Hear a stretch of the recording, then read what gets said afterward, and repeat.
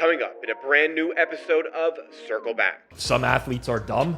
Like literally someone who's made tens of millions of dollars in the NBA implicated in a betting scandal. It's a pretty stupid decision. This could have the same sort of like you scare the shit out of them before they get the chance to do it. You know, who do we need to win? I'm like, we got no one in the mix. She's like, stop watching. You fucking like scarfing it as soon as you get it. It's like, what? Jeff, you listen to it. I Break don't it even down. think you did it justice. Firstly, I stand in solidarity. Oh my God. I stand in solidarity. Disclaimer. The content presented in this show is intended for entertainment purposes only. All opinions expressed are those of the host and do not necessarily reflect the views or opinions of any individuals or organizations mentioned. Statements made about public figures or entities are based on publicly available information and are not intended to harm or defame any person or business. This show relies on fair use of social media posts, which are presented in good faith for the purpose of commentary and criticism. Viewers and listeners are advised to form their own opinions.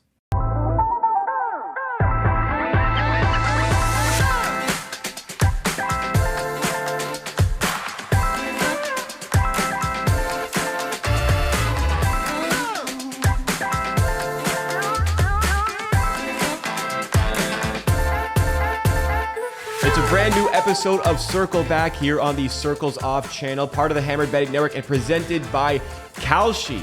Welcome back, everybody, to the channel. Today, we've got the main cast back in action for the Tuesday show on July 1st. Happy Canada Day to all of our Canadian listeners. You see myself rocking the Canada jersey, even though they unfortunately lost in the Gold Cup quarterfinals to Guatemala the other day. We got Rob in red. I don't know if you guys didn't get the memo here, Geoff and Kirk. Not very patriotic of you two. Honestly, didn't even cross my mind. Well, I got something a little like red coming up. All right.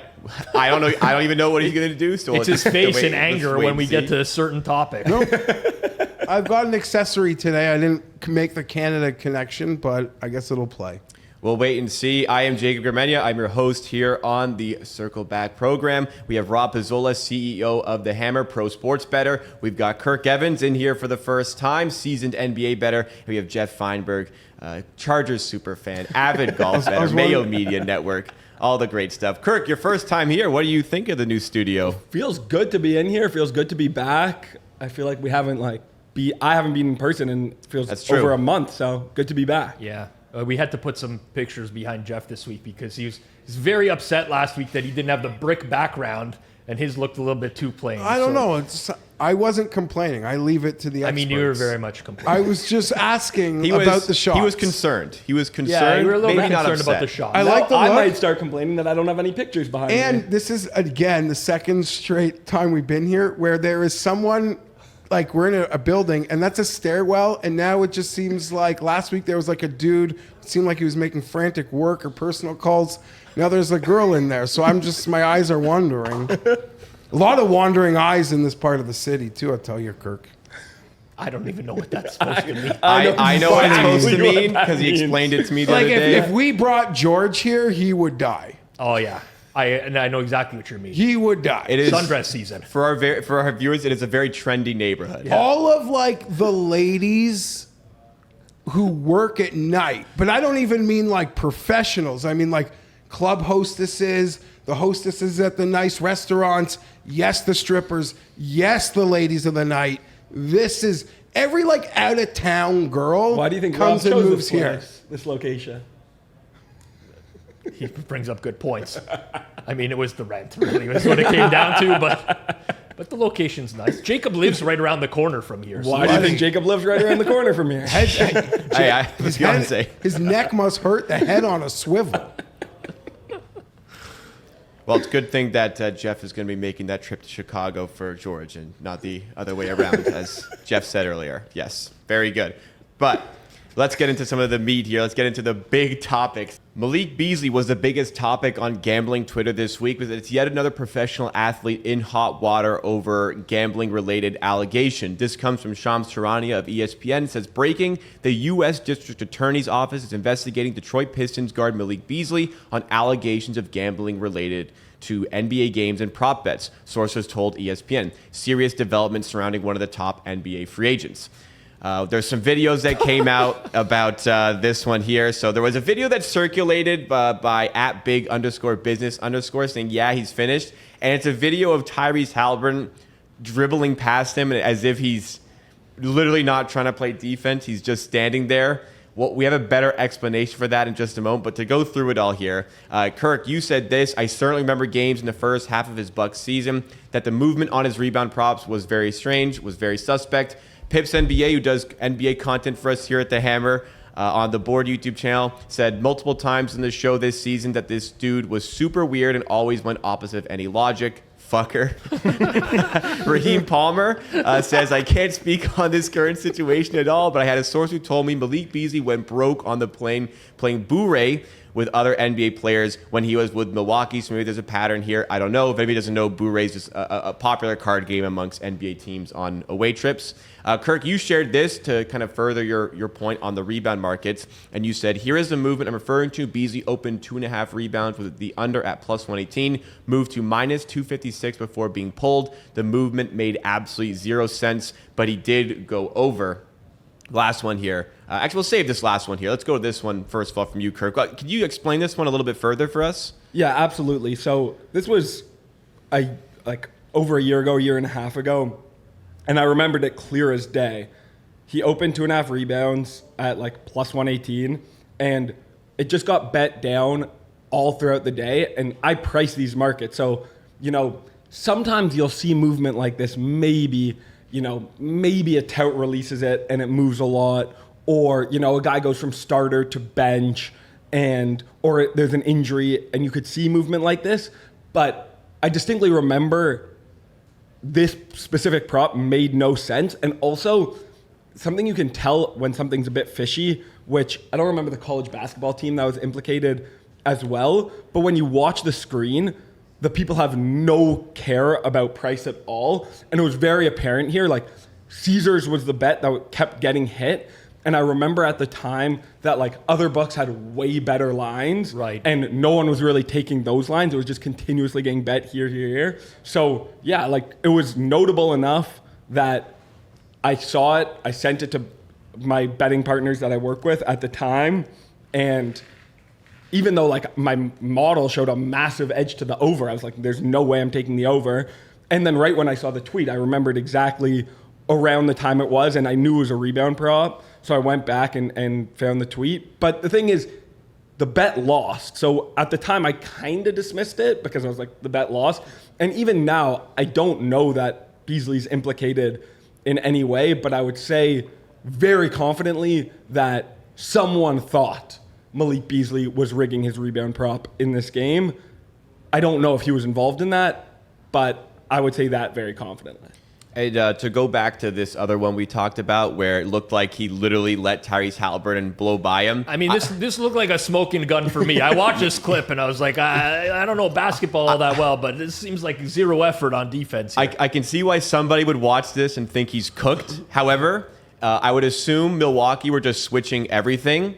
And Tyrese Haliburton pointed as if there was a screen coming. So it was actually a really smart offensive play by Haliburton.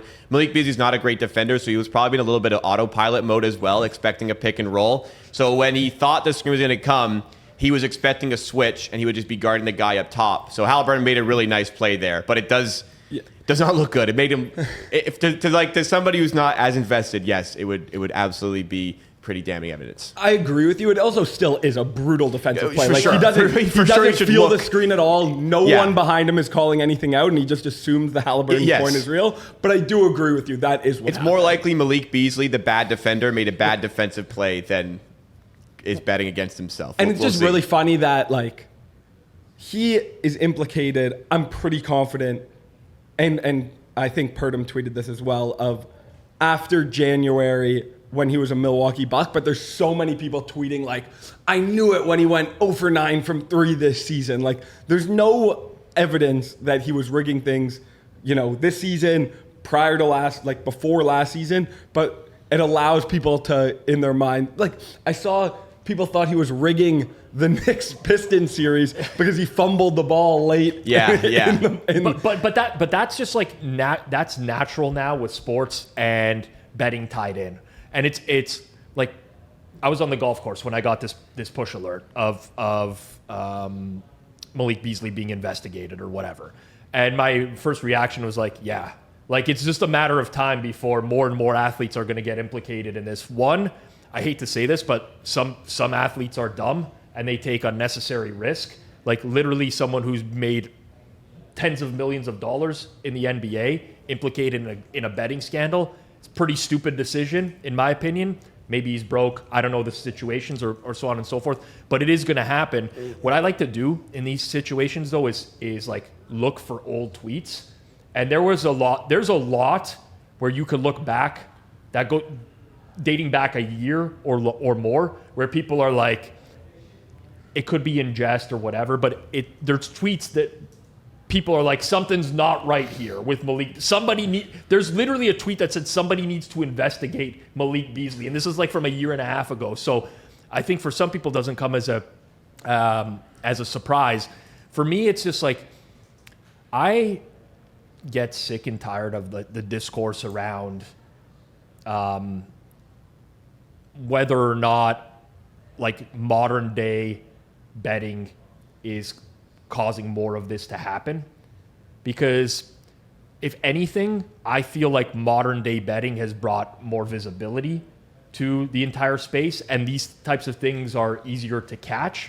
Now, certainly, I think that there's the possibility that an athlete might take those risks now because we do have markets like SGPs, we have props for everything. Like it's way easier to be able to facilitate a fix than it was a long time ago. So but much it's more also accessible to bet. Yes, but it's also easier to catch. So it's kind of like a double-edged sword, right? There's the good and the bad. So let's dive into that a little bit more, because we do have the topic here at the end of the slide, which says, from Todd Furman, said, everyone will say legalized sports betting is to blame for this. I'm going the other way. Without legalized sports betting and the protections put in place by various governing bodies, this would continue to take place in the shadows instead of remaining unchecked.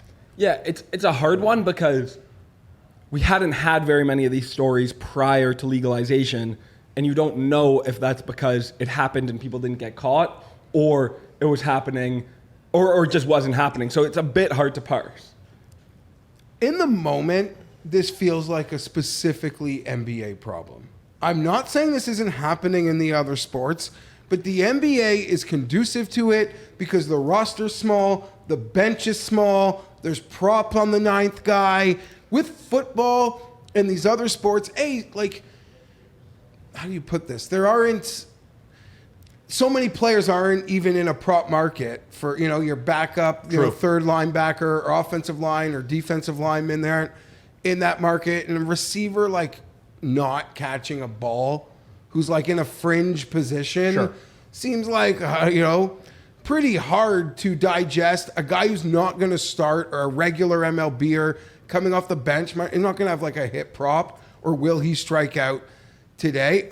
This is just very conducive with the NBA. I'm not saying it's not happening, but we haven't seen it really in the other sports yet, Rob. When it happens in the other sports, it's usually because they're betting on basketball.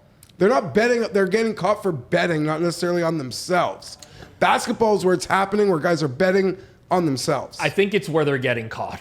I would be, first of all, basketball has a lot of liquidity in the prop markets, I would say, relative, and so does football, but you're not going to really see that in hockey. There'd be way too many alarm bells based off of the hockey prop movement that I see on a daily basis. So I think there's... Who could fix a football market? A receiver, well, a here, running I'll give you an back? example. Who? The center, what? I got a call Turnovers? on the morning of Super Bowl Sunday that said, if the Chiefs get the ball first, here's going to be their first play of the game. Okay. It was their first play of the game. Now, that information is coming from somewhere. It's being leaked by a player, someone that's on a coaching staff. It's originating somewhere within the team, or could be originating from the offensive coordinator's kid the same way it got phone numbers. 100%. But it's the news is coming from somewhere close to that situation, and you don't tell someone that. You're telling someone that with the intent to monetize. Yeah. Okay, I but agree it's a bit different. I think that's a lot different than the individual player taking his specific prop into his own hands. Well, I agree there's ways for... Yes, I agree with that as well. There are ways for ancillary staff members, coaches, to find a prop or two that they can hit. But I don't think these are the same things. Yeah, well, Yet. to your point, it's way harder to catch what you just said of Right. like this is going to be the first play than like a player rigging their own props. Because But the there's only- also so many ways to bet the But first the play. first play is like, let's say they don't get the ball first and they force a turnover, and now that first play is in the red zone. It's probably not that play. yes, Like, for sure. there It's less foolproof. Like there are ways, the kick return goes to a certain place. They get a. It's I just was not also that told play. the Chiefs had a special play planned for when they were in the red zone or at the goal line, and it never Look at materialized. fucking Rob here. But it never materialized because they never got to that position in the game. So that's the only reason I'm mentioning that. It's not. Yeah, it's not like. The only thing I'd push back on the NBA, even though I do agree with you, like it's much easier to concoct like a long shot bet on yourself in the NBA than any other sport. But the reason you think it wouldn't happen in the NBA is because the rosters are small and the salaries are so big. Like there are definitely more players in the NFL who are But those struggling. players to get can't profit. facilitate the Yeah, prop. Yes, The- yeah, at it's least harder. yes, for sure. the guy who's and we're it's that time of year, friends. It's that time of year where NBA free agents are about to sign contracts, and NFL superstars are about to lose their mind on the internet. Yes. We are entering that moment of summer Yeah. in the upcoming minutes. To your point, I agree. There are people who are on NFL rosters that like might not even have enough to retire with 4 kids, right? Yeah. They're not guaranteed money. Their Many, career's not many, long. many. 2 kids, right? To live like a full, like their kids aren't set for nothing. That they make so much less than the 9th, 10th, 11th NBA guy. They could want to make that bet. I don't know where they get the opportunity to even bet on themselves unless they plan on doing something horrible, Right. which would then spike their career. By horrible, I mean, I don't fumble the fucking punt returns on purpose. Yeah. Yeah. Like you're There's less done. opportunity. You don't Less get opportunity 2 for sure. chances. For But sure. the thing is, if they do that, they're not getting back in the game. Yeah. If Beasley misses a rebound, That's sort of where I'm going. His minutes are not Totally. going to be hurt there. On the topic of money, I just wanted to add a bit more context to this potentially. This is more sort of like confirmation bias, but it's just interesting to think about. So this is his time in Milwaukee. This was after his that was his 3rd contract. So his 2nd contract, his extension after his 4-year rookie contract, he signed a 4-year, $60 million contract with the Timberwolves, $15 million a year. When that contract ended, he didn't really have a big market, so he signed for a minimum. So he went from making $15 million a year to $2.7 million per year all of a sudden. This year for the Pistons, he was making $6 million. He was on track probably like today to get a pretty large extension in the range of the $15 million he had originally. But is there something there that all of a sudden he was making way less money than he was before? These guys spend a lot of money. 100%. Players go broke. Yeah. I mean, look Yeah. at Allen Iverson. Had the amount of money he bet over the course of his career, or made over the course of his career, and then he bought a bunch of jewelry and had no money left at the end of his career. They love to buy the things that depreciate the fastest. Yeah. So nothing would shock me. I also have to cop to something. I can have no opinion here. I literally took to this morning to realize that this player wasn't the 2nd overall Kansas Michael State. Beasley. It took me, I did not even realize till this morning we're talking about different guys. Kansas State, angry dad Yeah, yeah. coach at Yeah, that yeah. school. That's how I remember Michael. I do Yeah. remember Michael as well. On this Furman tweet here, I do think legalized sports betting is at least somewhat to blame for this. For sure. Like you can't not absolve the like regulated. The reason that these are happening is because they can happen. Like think about pre-regulation, right? We were all betting offshore PPA. Yeah, you could bet some props, but like there was no SGPs. There was like really no innovation in the space for a long time. And if you really wanted to bet something, it was going to be really, really, really, really obvious. Now, that's happening in this case as well, but it is getting flagged because of legalized sports betting. So it's both are true. Yeah. If you had a friend who was like a pro athlete, Yeah. and like in your inner circle, like your main group chat. Yeah. I know some of your buddies, a bunch of mongoloids. Mine are no different or better. Like even at a summer cookout, be like, bro, like one time. Like even for shits and giggles, you'd have a buddy that would be like, one time. Yeah, I don't like. I seriously would never do that. Dude, I know a guy that just started a new job with the team. I'm afraid, and I'm not talking about eager. Yeah, I'm well, afraid to like even communicate with him now out of respect for his we're not even breaching this. That's exactly how I feel. Literally Eric Eager, obviously, who was a part of this network for a while, VP of analytics for the Carolina Panthers. Literally every time I send him a message now, I think about if someone from the outside looking in saw this message, how would they perceive it, knowing that I'm a better and he's part of a team? I take that pretty seriously when it comes to Eager takes it friends. pretty seriously. Yeah. No, I would never put him in that position. I know a part of you. Yeah. I'm not accusing you of this. Oh yeah.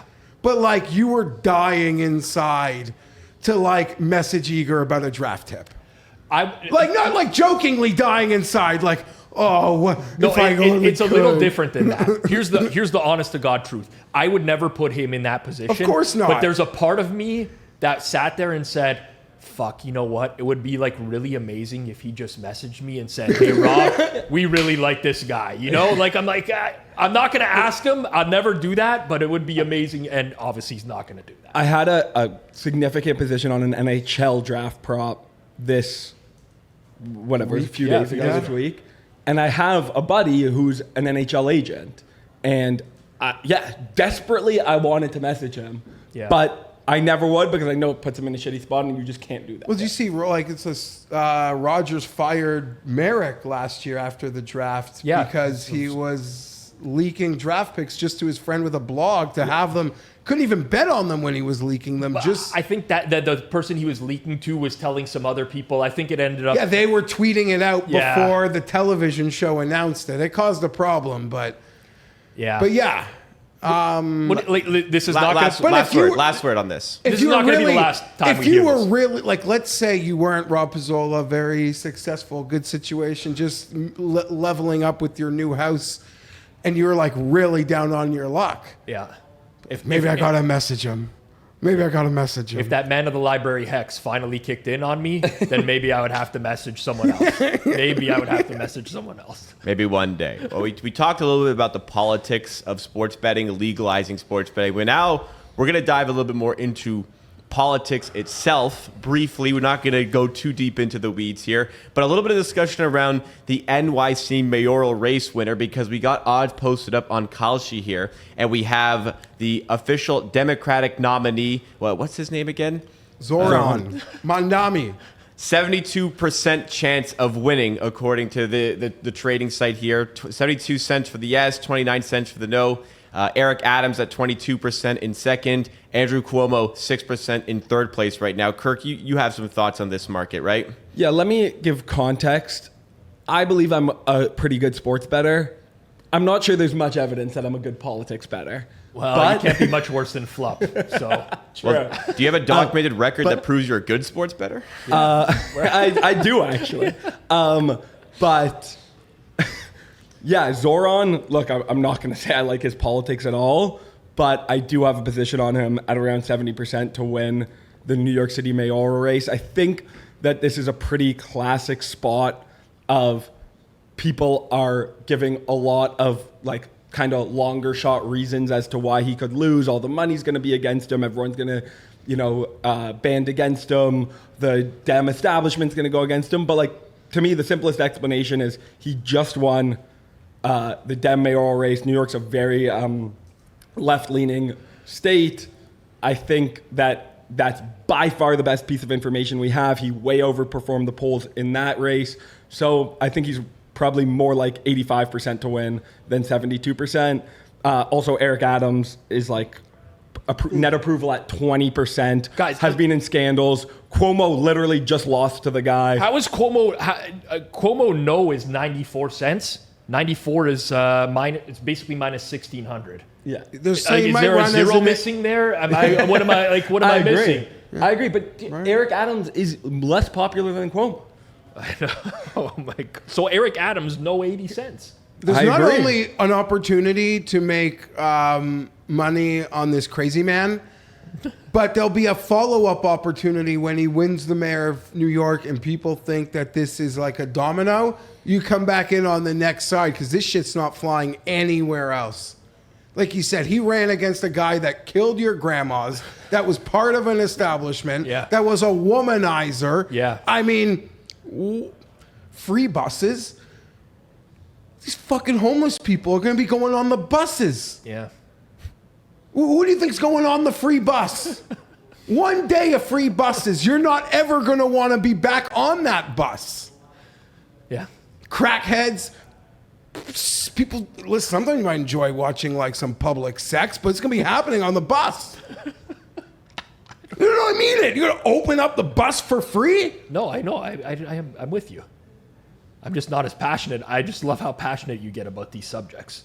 Oh, this motherfucker we could do a show on, but not on this network. If he doesn't win, who's going to win? Adams. Adams will win. Yeah. So how? Yeah. So like. Yeah, he's gonna win. Like I abridged. Sorry, not betting advice. Not betting advice. Not betting advice. But he's gonna win. Cuomo no 94 cents seems like a no-brainer to me. No-brainer. I agree. Flupp will disagree. Here's the thing about this guy though. Every day, I don't even think it'll stop him. Every day there is like a new insane video from his past. Yeah. Oh, totally. And tweets. And like literally specific text of like, no, I'm going after the white neighborhoods. Yeah, that was a really bad one. That was actually recent too. That was actually one of the dumbest things. Hey, you know how it's actually not even the dumbest thing he's actually stood by, to be honest. Nope. Also from Kalshi, we have the Open Championship winner market, which I wanted to highlight because we got Tommy Fleetwood in the mix. We talked a little bit about his latest collapse last week. Is Fleetwood actually the fifth most likely? According to Kalshi, yeah. So Scheffler's at 16%, McIlroy's at 11%, Rahm is at 7%, So it's like DeChambeau's at 25 to 1. Fleetwood's also at 5%. So 5 cents on the yes, 96 cents on the no for Tommy Fleetwood. What are we thinking? The no for this one? Is this just like, let's pick on Tommy again? Well, you're the one who's. I don't bet it, but I don't need this is just setting up to drag Tommy. This is actually such I have no opinion on this, but Tommy was just on Grant Horvat's YouTube channel. Yeah, I watch it. I think he might be my favorite golfer. I think I'm going to bet this. Tommy Fleetwood, the biggest legend ever. He's the most lovely chap around. He's actually fucking hilarious. Yes. You would never realize that Tommy Fleetwood is a funny guy. I watched that with Grant Horvat as well. That was sick. I like Tommy Fleetwood. I'd like to see him win, but is he like the fifth most Why likely? are we doing this? Because Open Championship's coming up, and you seem to be a pretty... Okay, yes, I don't agree with Tommy Fleetwood's odds to win the Open Championship. I don't think that's the greatest bet. I know it's not relative to the Kalshi markets, but sometimes I feel like Tommy's pre-tournament bets are a way to squeeze his ancillary placing bets because he is such a reliable finisher. Yeah. That if you had a true outright number, then people would probably pick off the T10s and the T5s and the T20s because he is so consistent despite not being able to cross the line. I'd cry for him if he won anything at this point, let alone the Open. You're going to bet? I would wait. You'd wait? If it... Okay, you tell me when. I'm just saying there's no way Tommy Fleetwood is getting under 25 to 1 That's to what I'm win. saying. So in 2 seems... weeks when the tournament's actually here, it's probably going to be back to what Tommy is for a major, 33, 35, maybe a clip of 40. Yeah. I just wouldn't bet him I don't think I'm betting him, period, because that'd be cheating. I quit the betting part of that. But I think he'll get a better part. Explain that further. I don't bet on Tommy to win golf tournaments. When I bet on him, it's George eating oatmeal. I call it a cheat week. Okay. Because I try to just not. I'm a fan, you think that your heart is getting in the way of your brain? No, I just also he doesn't. He just lacks a clutchness that I think is a bit undeniable. Yeah, he doesn't. I don't need to invest. He doesn't have it. I don't need to invest in that, but I can want it to happen. But I'm saying there's times like Florida. There's a lot of tracks in Florida that I think really work for him. And then when I bet him, I'll joke like this: my Tommy cheat weeks. Yeah. That's what I meant. Let's move on. I'm not used to seeing. I suck as a golf bettor. I tried golf very seriously. So you for were a long just time. shocked by his odds. Yeah, as like a 96% no, and when in a two-way market, by the way, which is really nice. Here's the other problem. Markets, it's like minus 2,400. So many of the golfers that people that should be ahead of him on the odds board, really have also sucked for the last 3 years. That's true. So, and he's playing There's well. a lot of people that I just don't want to bet on. I'm going to be very He's candid playing about well, and he's going to get squeezed a bit. Your boy Hideki had his wife on the bag this week. I saw that. And he's like... No. Sorry, was it his actual wife? Yes. Or what? Because I thought there was some miscommunication there. Oh, I don't know. That's what I saw people reporting. I think that... I'm going to double check. I Because don't know. he's I think gone that to- was fake news. Because he's gone to great lengths to hide his wife. Yes. Just like out of any spotlight. I think that could be more of like a Japanese press thing. Yeah. So like he's gone to great lengths to hide her, and then to see her on the bag was very jarring. Okay, let's. I don't know for sure. I think it was fake news. That's my fault. This is also No, fake you news put right Tommy here. in there. You just did that. Well, I knew you'd start talking about it. I got you teed up on it, but I'm sure this is one that's going to get Rob talking because he really wanted to include this tweet from ChellGod. Used to do work with Book It. I think he still does sports betting content. I think we would describe it maybe as not the sharpest content, but put out a message to gambling Twitter. Was a 1-minute video that I'm going to transcribe here for you guys listening in. He said, I'm going to crash out real quick because it's 2025 and I shouldn't be scrolling through my feed seeing multiple people a day getting scammed by illegal offshore betting websites. And yet here we are. There's no integrity in it whatsoever. I remember a kid back in college who anytime his book would owe people thousands and thousands of dollars, he would just completely shut down the book and not pay a single person. It's been a problem for years and still a problem currently. The way you should be betting is legally on a regulated book. And the best part about it all of this is that they actually kind of cater it to the person who's betting, to the bettor like yourself. Because you can contact support 24/7, you can figure out how much money you're up and what you're down, and the best part of it all, you actually get to withdraw the money you win. Whoa, wow. What a crazy idea. If you want more information, go to truthandgaming.org because this problem needs to end and it needs to end now. I'm so tired of seeing these guys get away with it. It's upsetting. All right, go for it, Rob. Sorry, truthandgaming.org? But what exact sorts of books is he talking about? Is this He's like confused. when someone shows up in my DMs and is like, you want an account? This guy is very... he's not This talking is the about- most like uninformed minute rant that you'll ever see in your But life. I wouldn't call it uninformed. This is like if he got like paid by like...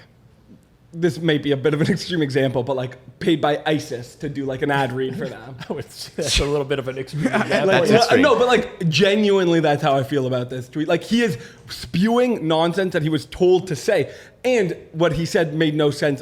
He was talking about offshores and then mentions a PPA. Yeah, so like he's very confused as to what an offshore is in the first place, right? Like BetOnline is offshore, Bovada, Bodog, like those are offshore brands. Bet365 was until it entered the legal market. Like that's an offshore. That's different than a PPH, which is pay per head. Could traditionally be like a local bookie, right? You'd meet up with someone at the end of the week, you'd pay them cash, and of course, when you're dealing with illegitimate businesses, they're going to screw you over many times, right? I get that. I would advise people as best as possible. Yeah, probably like for most people, it makes sense to use legal markets, right? This man here worked for Book It for years. They promoted Prize Picks nonstop, and I have zero issues with Prize Picks. By the way, I don't listen. People be like, oh, it's they limit, they do whatever. It doesn't matter. But they're also an unregulated site that's operating under the guise of like a daily fantasy game or whatever. It's the same shit as basically you're not betting into a regulated market when you're doing that. This man promoted that for years. So how can you be the spokesperson of regulated betting? Like you can't. It's the most hypocritical video and it's completely nonsensical. Yeah, when I was listening to the video, I was like, is this an ad? Like, why does it sound like he's doing an ad read? And then he was doing an ad read. That's exactly what he was doing. I didn't catch the truthandgaming.org until the read-through by Jacob. Yeah, no, truthandgaming.org. You probably which didn't is make it. obviously- You didn't make it to the end of the video, it's just Rob. obviously like whatever like group paid by like DraftKings and FanDuel and all them to try stop offshore gaming. Like, I get it. Yeah, obviously you do face some risks with the offshore. You know what? These offshores are also regulated in like Curacao. Yes. I've had a better time with fucking Curacao gaming than I have. For sure. I hired a lawyer in Curacao. They sent like legally, got paid immediately. Awesome. Like Beautiful. This guy you're a fucking idiot. Well, but Flup said this best this was on a previous episode of Circle Back. I want to say a couple months ago, right? But as a bettor, you're always evaluating like risk and reward. And there's always some semblance of risk in betting. It doesn't matter whether you're betting in a legal, if a legal book thinks I'm multi-accounting, they're going to fucking close the account. But and that then was my point to the poker game. Right. Yes. Like anytime you're doing something like that, you have to be taking the risk that something isn't on the up and up, or something like can totally get screwed here on many levels. It's all part of it. 100%. And also, obviously, I do agree that like if you're just a rec bettor, you should obviously be betting at legals 100%. I'm with you on that. For sure. Yeah. For sure. But he obviously had no idea what he's talking about. He probably got this literally like sent to him, this script. Imagine this story.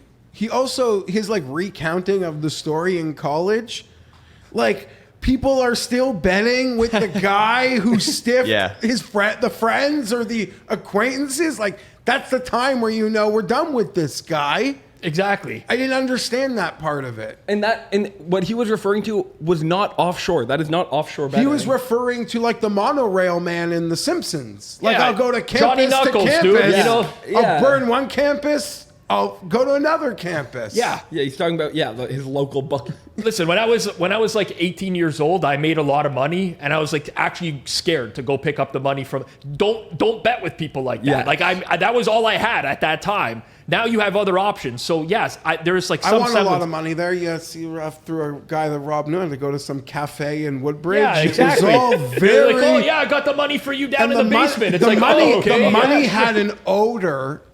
Not good or bad, but had an odor like that money had never smelt like to me. But I drove up to Woodbridge. I sat in the cafe, and Kings won the Stanley Cup. That first one, I remember the 8 seed. Yeah, that was a great one. Yeah. I haven't said this in a long time. I'll bring it up one more time for anyone who's new to the channel, which is like 50% of the people watching. So I used to consult for sports books in the offshore space. Here's like there's this preconceived notion that they just want to fuck you at all costs. They are operating a business just like everyone else is. They don't want to completely screw you over. That is harmful to their reputation, especially nowadays with how hard it is for them to get business. Usually, when you have people getting screwed over, you see these stories on Twitter, and I say usually because not all the time. Usually it's someone breaking terms of service. They've multi-accounted, they bet. There's so many reasons that you can get caught for cheating, and a sportsbook wouldn't want to pay you out. But at the end of the day, there's a risk assessment with everything. And for some people, maybe betting with the local bookie right now is the easiest way to go about things because regulation is supposed to be put in place to protect, I don't know what the actual motivations were, but let's just say you don't have a ton of protection right now when in the regulated betting space. If someone closes my account and I have to go through fucking the insane amount of hoops to get that money in the account, and that's in the regulated space. So I don't know, this whole fucking video just pissed me off. I don't know why. Last word. Yeah, here. sometimes I get mad at Kirk because he simps for the books and stuff. Well, but I don't understand why sometimes people treat sports books like they're any other industry. You go to a restaurant, you have a horrible experience. The food sucks, the service sucks. You don't like how you were treated. They didn't make you feel good. You don't go back. Yeah, I agree. You go somewhere else. Go somewhere They either else. make it right or you're gone, right? Like that's the way of the world works. With a retail experience, it's kind of the same. So sports books are no different than that to me. Yep. Agreed. Good last word there, Geoff. So I actually didn't transcribe it correctly. It's truthingaming.org, not truth I figured that and out gaming for anybody who wants to go to the website that I think he may have been paid to promote. But on the topic of gaming is starting to come potentially into the classrooms, but not maybe in the way you think, because we have Alfonso Straffen, A. Straffen. He says, a bill aims to have New Jersey high schools teach kids about the risks of gambling. Physical education, health instructions would teach the course. With more teens gambling than ever, New Jersey may change what high schools teach about it. So interesting one here, but how do we feel about gambling into the classroom? So let's go to the dad here. Yeah, incredible. I mean, I'm sorry. We were like, apparently kids today don't drink nearly as much as people our age. That had to start somewhere with the public schools smoking. Almost like I don't loiter around a high school. I don't know what goes on there anymore. My children aren't even of that age.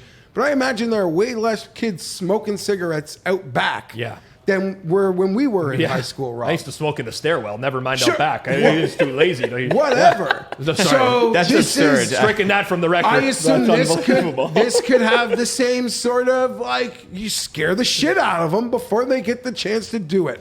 I fully applaud this, especially when they are just 8-year-old boys who love football or love watching a basketball game and they're mesmerized by Steph and LeBron and these great players and they're inundated with that shit that makes it look fun and cool and easy.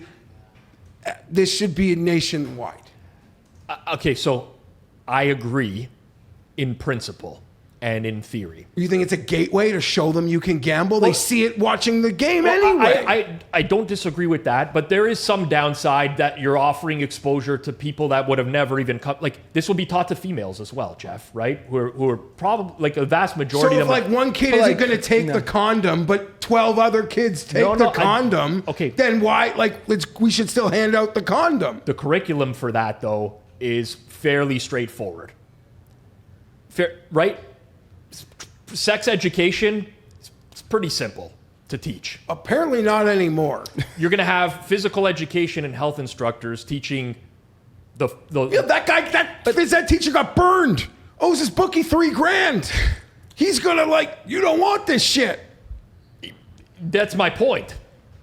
So 9 kids will get the message, 1 won't. We'll have 1 problem gambler and 9 kids who got the message. What do you think? Like, to me, I think it's pretty straightforward. You just talk about the risks of addicted gambling and So my whole point of and then as they get older, you show them the math and how dumb they are to make that single game. I'm not suggesting this is a bad idea. Well, I'm just too saying stupid to figure out what you're saying. It has to be rolled out correctly. That I have fears in the gambling space with everything. We'll be sponsored by FanDuel. I just have general fears because of living my entire life basically through gambling. Anytime there's something that's supposed to be rolled out that's supposed to help bettors or do this or have like some sort of positive impact on society, it doesn't. It just doesn't. You're right, and I wouldn't trust the teachers' unions to figure out the right way to do it. Exactly. That's my entire point. But they point. seem to have figured it out with alcohol and with cigarettes to a certain extent. I think we all agree. Because again, I even remember being like taught about drugs and stuff in class. Like, it's not like they give like a 2-sided perspective. They'll just show the absolute worst of the worst. You know, this guy lost all his money and is homeless, and they just scare you, and it's a good way to do it. Like, they're not going to be like, you know, if you get minus 110, but the market's minus 123, it's actually a pretty good bet. They're just going to say like, people get addicted to gambling. Watch out for it. They'll show you a video of like a guy who gets dressed for work every day, but he lost his job because he's an alcoholic and he just wanders downtown. Yes. And you're like, that's the most depressing thing I've ever seen. They'll just scare the kids, which is how they should do it. Yeah. Scare the fucking shit out of them. I think they should. I think that's how it has to be taught. No, I because approve. gambling is different, right? Like you take a puff of a cigarette. Fucking half the kids in high school, first time they smoke a cigarette, it's disgusting. They want to throw up anyways. They're like, I don't want this shit. It's not for me anyways. Same with booze. I had to drink the Mike's Hard Lemonade. They're like, I want to drink this. Kids drink beer. They don't even like the taste of it. They wake up hungover. They're like, this isn't for me. Gambling has all these small little wins that even when you lose and you're going through a period of like this sucks, you still try to win the money back. You still have like that.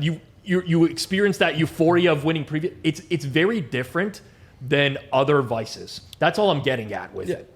So maybe you make the videos, we sell them to the public schools. I like that idea. I don't want to sell them. I do it for free. I would literally do it Sorry, for free. that's... Yes. You call it masterclass or something like that. Fucking guy. Next up, we have a topic that was brought up by @BoomersBets on Twitter, who said, let's see who really likes gambling when all we have left is MLB and tennis. Kirk, you're a big NBA bettor, so what are you up to in the dog days of summer with betting? Yeah, well, W is going on. I love betting the W, and then summer leagues next week.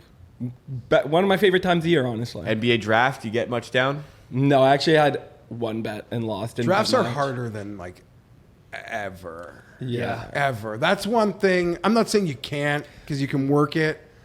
But they really, even books that let me bet, like even the draft's like $68 max. Like, okay, they know what they're doing. Yeah. This tweet really resonates with me nowadays. When I was young, summer came around, I was betting baseball. Like, I bet anything that was going on. But I like the break that baseball offers. And this, like, for me, I mostly bet football and hockey. So once, like, I just have a break. So I don't, like, it's just the way that the calendar is structured. I mean, if MLB and tennis were going on over the winter, when we have shit weather here, it's cold, I'd be a big MLB and tennis bettor. But like, it's the summer now. I'm choosing not to bet these sports, one, because I don't have an edge with them, but also because I just like, You want to go fucking golfing? go outside. Yeah, Exactly. like, Honestly, swim in the pool. Like, yeah. as much as like I win money if I have a guy running or winning a golf tournament, it's that my wife jokes like, I want you to, like, it's almost like if I have no one in the running, I'm outside hanging out with the family. And if I have a guy losing in the playoff, I'm out there, you know, just, you know, okay, guys, you know, buy some Lego if that guy misses the putt, doesn't miss. It's so funny you mentioned that, because like if I'm watching a PGA tour on a Sunday afternoon or something, and my wife's like, you know, who do we need to win? I'm like, we got no one in the mix. She's like, stop watching. Well, the PGA Tour literally runs, and I make fun of them for it, like a circus Monday Night Raw-esque schedule. Yeah. And they'll be like, you don't have to watch every week. Like, they're like, they don't like say it directly, but they're like, we know we play a lot. Yeah. You shouldn't like feel like you need to watch every week. But if it's dinner time and Saturday or Sunday, you know exactly where to find us. CBS, NBC. We will be here for you if you want us. Yeah. But we encourage you to like sometimes do something else. I will say, as a rec bettor, like when at the rec portion of my life, I fucking love betting MLB. Like, I was never a tennis bettor. It's just not my sport. I don't follow tennis close enough. Like, a lot of where the events are being played, the time, you know, sometimes it's not conducive to betting. I loved betting baseball when I was young in the summer. Like, there were so many things you could bet. Would you watch the games, or you just have 8 bets and like whatever happened? MLB TV back in the day. Yeah, they'd have the to quad just loop screen, you through the games. You know, you could put your players that you had props on, and you'd get an alert when they're on deck, and you switch over. Like, that's a product for betting. That I loved betting MLB. Now I prioritize other things, but yeah, MLB invented streaming, and then they sold the technology, and now their product is in trouble because of the streaming ecosystem that has replaced the local TV ecosystem, which was so huge for baseball. And the irony is they literally invented streaming. Side rant here. I love MLB. MLB TV. BAM Media is what it was called. Was such a great product for me. I want to say just over a decade ago, probably between 2010 and 2015. I don't know when it first launched, but in around that time, I loved Closer to it. 2010, I think. Around then, when the Zone launched in Canada, and they had the rights for NFL games. If you remember that first season, it was bad. The first NFL Sunday was so bad, and I tweeted something, like I just ripped them in a tweet, and they sent people from their London office to my home to watch NFL Week 2 with me.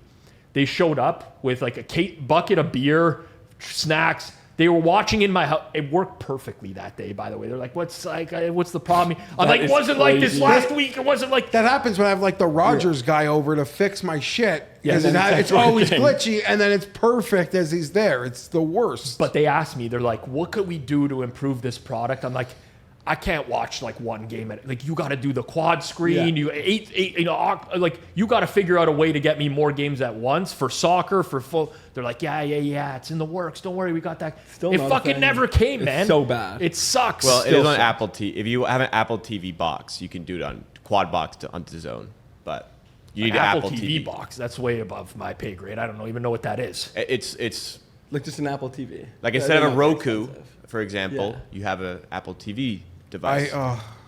Don't even get me started. No, there's a whole other thing. Sports, for as popular as it is with people our age, I'm telling you, the streaming, it's going to hurt sports. You have to feed sports to 6 and 8-year-old boys. It has to be fed to them for free. Yeah. Literally. That is like, sports might not be in the same place in a generation from now because streaming has made it less accessible. Geoff, when I was 8 years old, I watched at least 2 hours of sports highlights per day.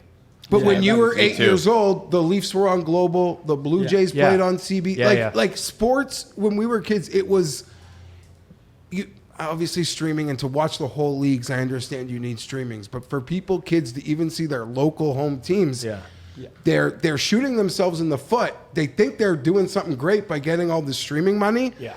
I'm telling you, they're No, it sucks. They're The experience hurting. sucks. And They're the young- hurting the future of their product. Yep, I'm with you.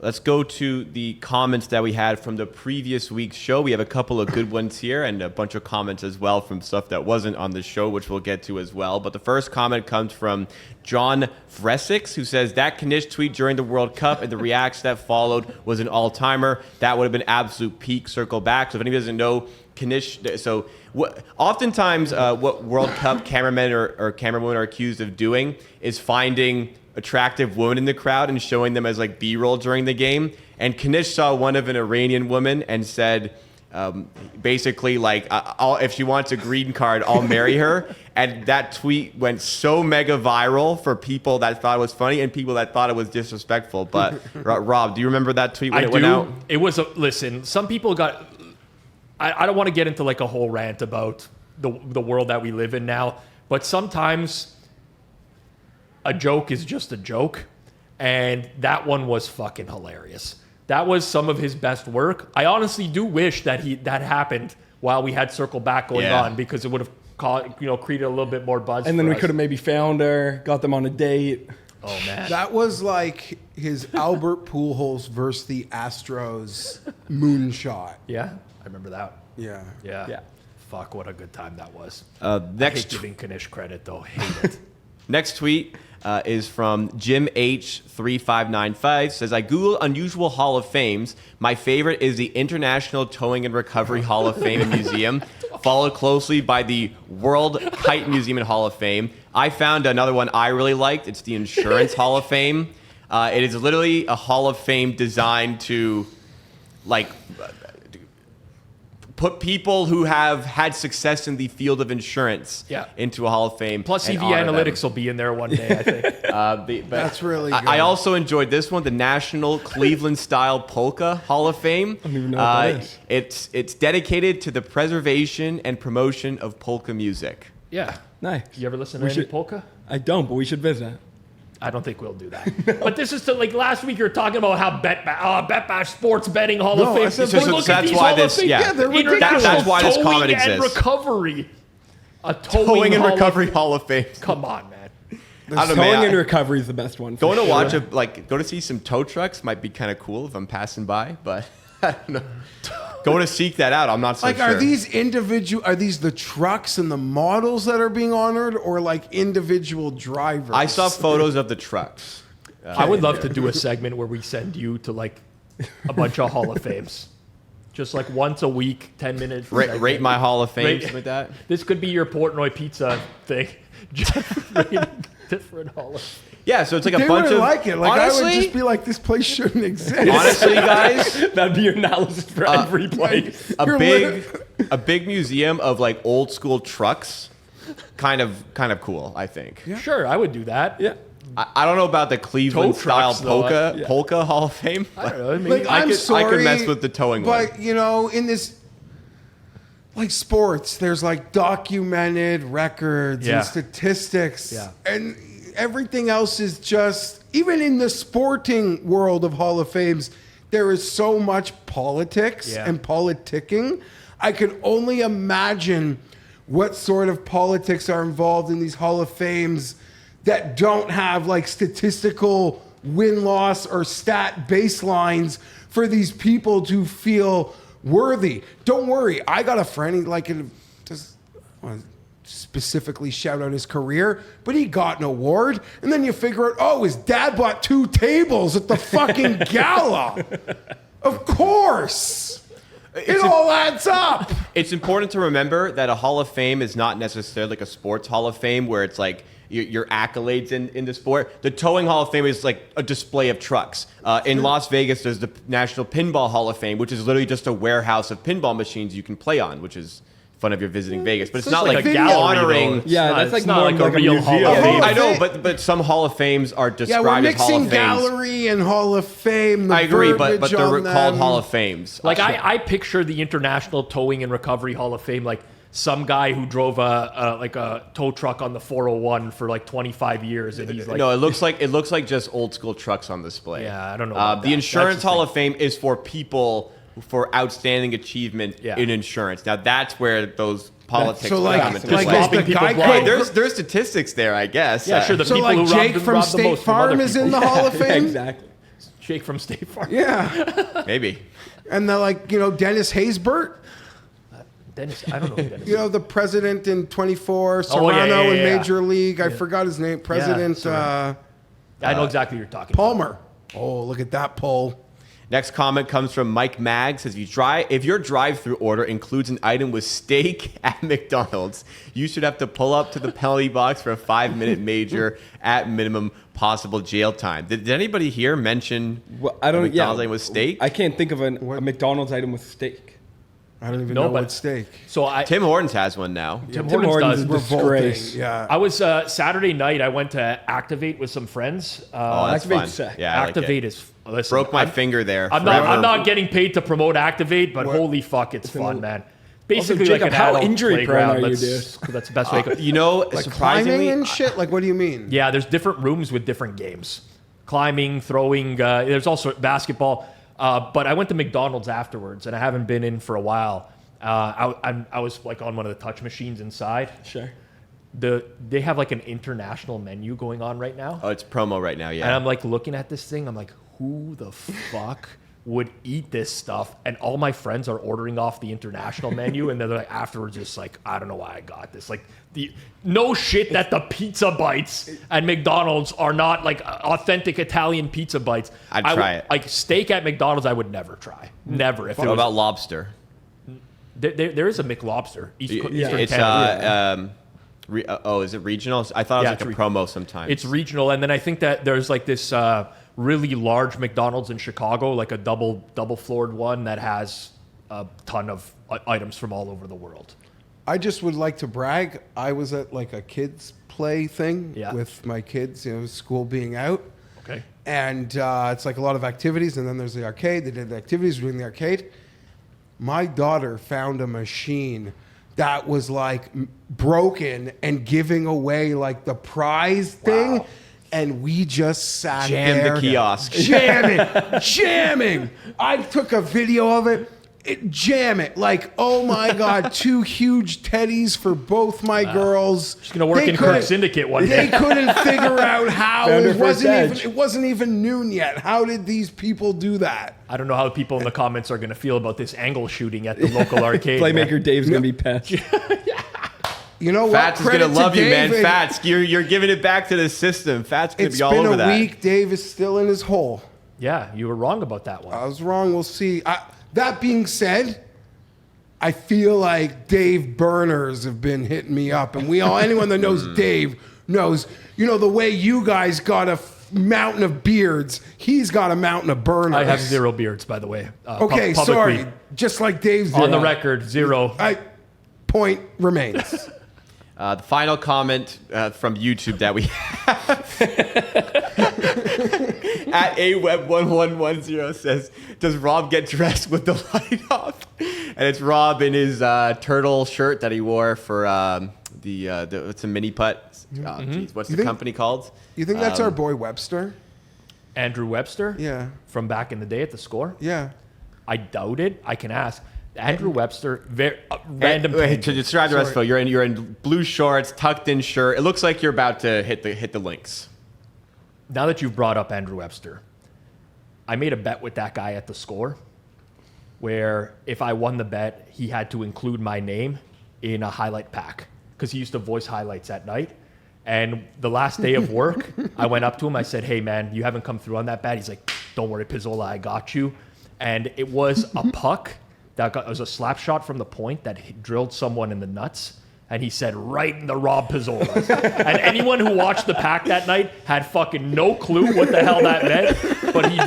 But he did include that. I'll find out. Listen, I just want to say. Somebody find that clip for us. I think everybody, I don't want to say everyone thinks that they're well dressed. But like, I like my clothes. I like putting on clothes like that. I enjoy flashy colors. I like patterns. I know today's just like a standard red shirt. I regret wearing the shorts in this studio, but listen, it wasn't like fucking Jason next to me. It turned into like a fucking thong by the end of the show. You know, they didn't really ride up all that much. I like that. I think that is a good look. I would say this is not one of your best fits, if I'm being honest. Okay. But I think the picture does you a bit dirty because it kind of makes them look like they're jorts, but they're I thought those were jean shorts originally, which would be really tough. They're golf shorts. They're just right above the knee. Yeah, but they're just like that jean short blue color. But yeah, I own multiple pairs of blue shorts. Like I think 3 to 4. There's a lot of blue going on. I like blue. Blue is my color. I wear a lot of blue. I'm not taking shit for this. Well, I refuse to take shit for this. You're not going to take shit for this, but I'll tell you who got a lot of shit on social media this week. It was myself and it was Geoff. Me, Geoff, and Rob went golfing the day after the last circle back. And there was a photo Rob posted of us at the course where me and Geoff are getting ready for the round. Me and Geoff, for different reasons, have right knee braces. And I didn't think much of this when the photo got taken. And then like a little bit into the round, Rob is like, Jacob, you're getting flamed for the knee brace. So I thought, okay, like 2 or 3 people might be commenting. No. There was like 50 to 100 replies directly taking shots at the knee braces. If you have specific ones, any of you guys that you want to point me to read, then let me know. But I'll read a couple. Johnny from Gate 14 Pod says the leg brace are so nails. Mike Vivian says knee brace. Isn't Jacob like 25? Not like 25. I am 25 right now. The Beak says, are the Brett Favre copper fits a uniform requirement or a place of aid? Let's see a couple more here. Clive Bixby says leg brace on the golf course at this age isn't encouraging.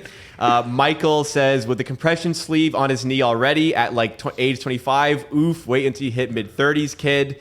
A lot of people, there's so many here. There's another page, man. That's cute. They decided to wear matching right knee braces. Out of shape dudes love knee braces. I think that's the last photo. Yeah. Geoff, why don't you explain your reasoning for the knee brace first? I guess like anyone who knows me wouldn't find it weird. But you're new to the Circles Off brand. Like Mayo Media Network, they all know this. Okay, so like I had a fully ruptured patella. Yeah. 2 surgeries, major. Like rehab to this day to the appointments that I choose to go to. I will never be fully healthy. You slipped on some ice outside or something, no? I was ice fishing. Oh, I didn't get that part of the story. Yeah. I didn't know that either. I never want to go ice fishing. That sounds deplorable. Who wants to go ice fishing? I was just making that up to sound less bad. Let's move on. You're mountain climbing in Germany. I thought you were walking to your car doors. Spear fishing is just a bad scene. Fully ruptured patella. I'll never be healthy. There are certain shots that I'll just take a penalty. Like I will not go to that downhill, side hill. Like I do not care. We're not playing for enough. It's not worth it. I don't care what my fucking score is. I was like rattled to be taking heat for my knee brace. I know. Now, seeing that, I feel like a little better. Obviously, a lot of that shrapnel was at me. But it was a lot like specifically directed to Jacob. I think Jacob got it worse because he's younger. So okay, I'll explain my side of it. I am 25. I'm almost 26. But 2 years ago, I had ACL surgery and meniscus surgery. So my ACL, I had torn actually. I'll try to make it as short as possible. But I tore my ACL when I was 22. I didn't realize it for a year. So I played. So I played a full. So I played full season of soccer on a torn ACL without realizing it. Holy shit. I had no idea. It didn't feel like there was any issue. No. For like 5 months, it was hurting a bit. but I was walking. And it healed. Rivers. This was during COVID as well. Yeah. So it was like impossible to get a doctor's appointment, impossible to get an MRI. And everyone I went to said, it's probably not torn, you're probably fine. So I played with it. Then I tore it. And when I tore it, it became a bigger thing because they're like, this has been torn for a while. You didn't know. So I got rushed into surgery within a month. People I talked to, like when I had surgery within a month of ACL surgery. I think you have to stop. Jeff is getting squeamish. Yeah, I He's don't like actually sores. physically starting to shake. Finish it though. Okay, whatever. Sorry, this is going too long. I had very quick surgery because there was such a problem. I've been 2 years removed of the surgery. I've had some setbacks in playing soccer this year, which is weird because I didn't have any playing soccer last year. So basically, golf does a lot of twisting and a lot of knee movement. So I'd rather be safe with the knee brace when I'm on the golf course. You know it's serious as fuck. Because I had the same thing.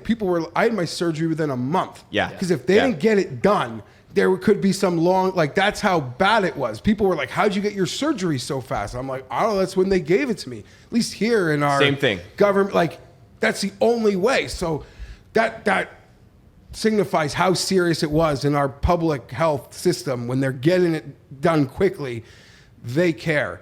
Shame on these fucking lowlifes. No, it's funny. pretty much It's you're very all funny. assholes. Very It's my funny. Jay, absolute fucking lowlife. Mike Vivian, for all Clive? we've done for you on this show. Clive, unbelievable. These people that have turned their backs I on will us. be wearing a brace forever. It's almost at the point, Rob, where I've started to research like very expensive custom braces. Yeah. Because if I'm going to use it pretty much for... I have one. Thankfully, I wasn't wearing that one. Last time I played with Rob, I was wearing that one. He had a full brace on last time. Yeah. I'll tell you this. Sometimes if I feel like a little tweak, any discomfort, I get scared shitless. You think about getting a robotic leg at any point? I'm not as against it as people might, like a normal person would. But no, I don't want to scooter around. No, I'm not saying you scooter. It would just be like Sorry, that was a lead-in. What's funny is earlier Kirk said, how injury prone am I? For 22 years, I had no injuries at all. Then I broke my finger at Activate, which I didn't get checked in time because it was COVID, so it didn't heal properly. Knee issues, back issues. I have hip issues. I have a potential... Did you ever drink a glass of milk when you were younger or anything? I drank so much milk. So maybe that's why I didn't break any bones or anything when I was a kid, even though I think that's a myth now. But Yeah. I don't know what happened to me, man. Every single I'm a one mess. of these, Jacob, they'll all get their comeuppance one day. No, it was funny. They're all This was gonna wake up. It was hilarious older. how many fucking people replied to this tweet. That was what was funny. That was great. What maybe isn't quite hilarious and maybe is getting further and further away of being funny. We have to, I don't think it is. maybe it's funny. Real_Fats, who recorded his 50-minute phone call conversation with McDonald's in response to, if anybody is not familiar with the story, you haven't been following the last few weeks with us, he was asked to pull forward into a designated parking area at a McDonald's in the drive-thru when there was no other cars in the drive-thru with him.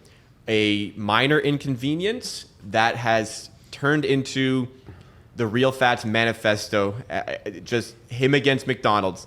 A 50-minute conversation, which I will, one of you transcribed this. Yeah, I it think. wasn't me. It was Marcus Erickson on Twitter.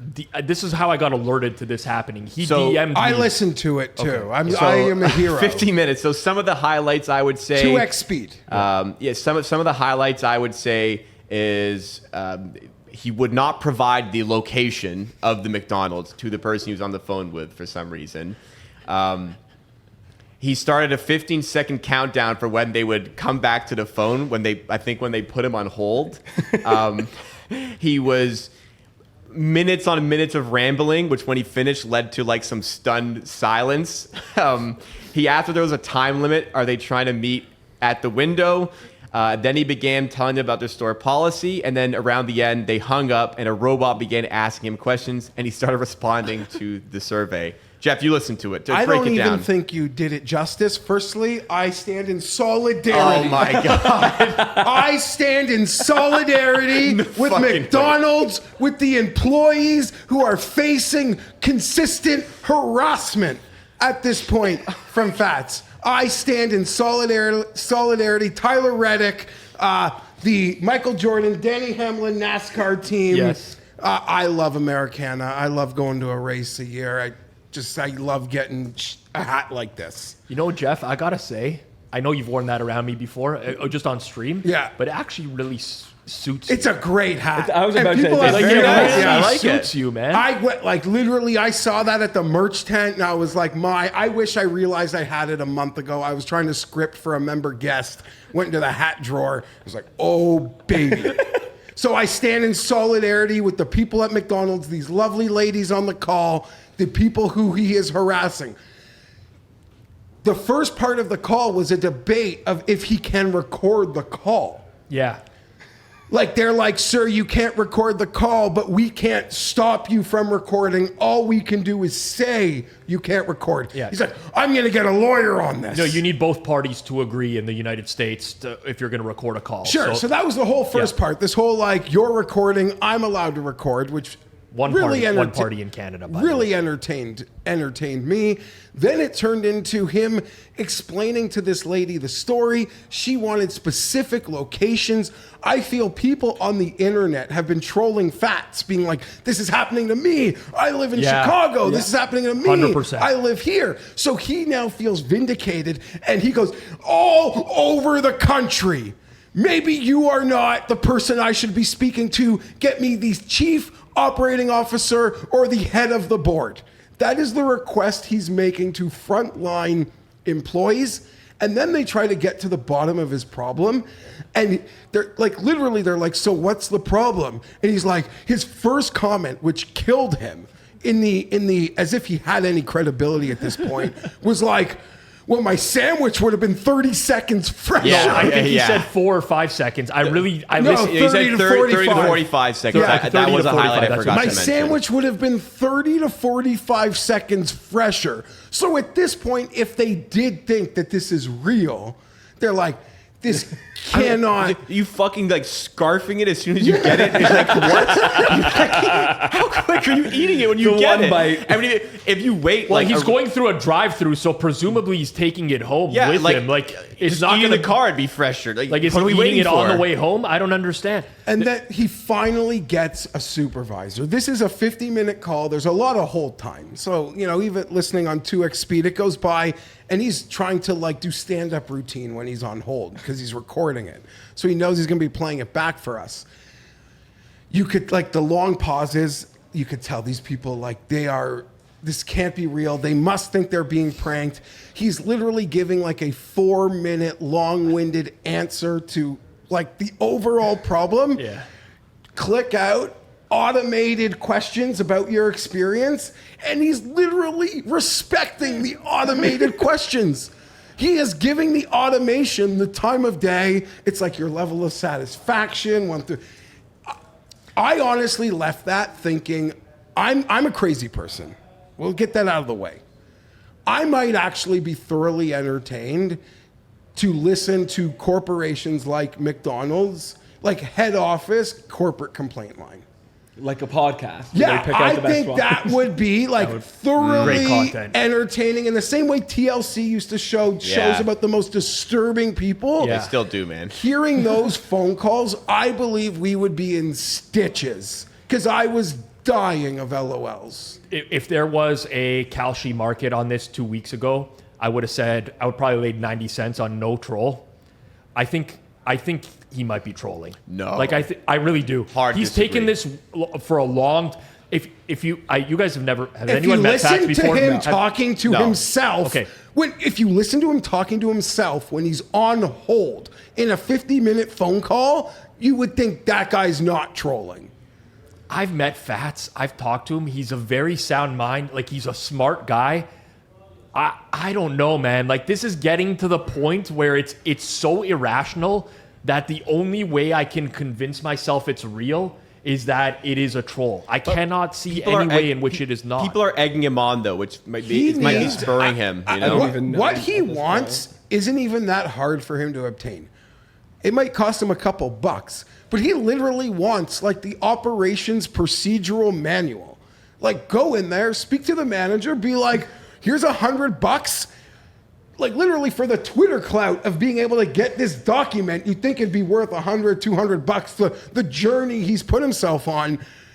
There's enough McDonald's employees that don't give a shit will just hand you this fucking manual that he's looking for. He needs the exact practice of how a drive-thru is supposed to go, and he wants corporate to answer for some 21-year-old in Michigan. Geoff, if this is really a problem for anyone out there, anyone, the people that claim it's and you're in the drive-thru and they say, go ahead to that parking spot, we'll have someone bring out your food, and you just say, no, I'm not going anywhere, you're going to serve me here. They'll serve you. Yeah. Of course they're going to fucking serve you, because the alternative is like they're going to be like, no, sir, like we're going to call the authorities. You're going to be like, fucking good. Call the authorities. They're going to create a whole You can thing. do that. You'd be a dick if you did that, but you can. And you're like, do you know what I'm saying? Like it's literally if you feel so badly about being asked to pull ahead, just say no. we're getting out of here. But in closing, McDonald's, unless you're in complaint to like the manager is insane, they will make good like 99% of the time. They will remake it. You screwed something up. You could even lie to them. Be like, I asked for no tomatoes. You wanted tomatoes. You just wanted a second sandwich for free. Like you could even scam them. They'll literally be like, here's your sandwich. Leave us fuck alone. The make good rate on McDonald's might be flirting with 100%. Unless you are like a known repeat loiterer of a location. Agreed. I'm with you. For sure. Solidarity.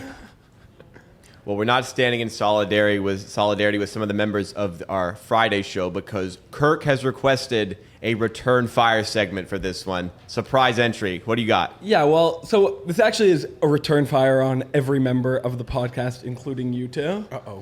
I'm sick of being the scapegoat for sportsbook sympathizer. Like, okay, you can call me a sportsbook sympathizer. Whatever, I can't even say that word. That's fine. But on last episode, they're making like egregious takes, being so nice to the sportsbooks, and then they just say my name to like make it seem like I'm worse, so their takes are fine. Like Isaac at one point said like the vast majority of complaints sportsbooks face are the user's fault. And then he's like, but I don't want to be a sportsbook sympathizer like Kirk. It's like, just because you say I am one doesn't free you of being nice to sportsbooks. Like and you guys, honestly not as much Geoff, but definitely Rob, just doesn't want to take the heat in the comments, so they put it all on me. I've never said anything as bad as what was said on last episode, but they say my name, so they're all in the clear. Did you disagree with what was said? I honestly thought some of them went a bit too far. He's tired of being branded like this. You're sick and tired of being branded as the sin. I don't even mind the people commenting it. If that's what they think, that's fair. But I don't like how they, on that podcast, don't want to be called it, so they just say, that's what I am. I got to say, you've made a big mistake. You have aired this publicly now. That is a big, big mistake. The minute you let those guys, Knish, Flop, you let those guys know that this bothers you, it is over for you. Yes, I've made comments before. No, he just wants balls and strikes called fairly on this issue. No, it's done. That being said, you made it so much worse. You did make a mistake as you were going on your rant, Kirk.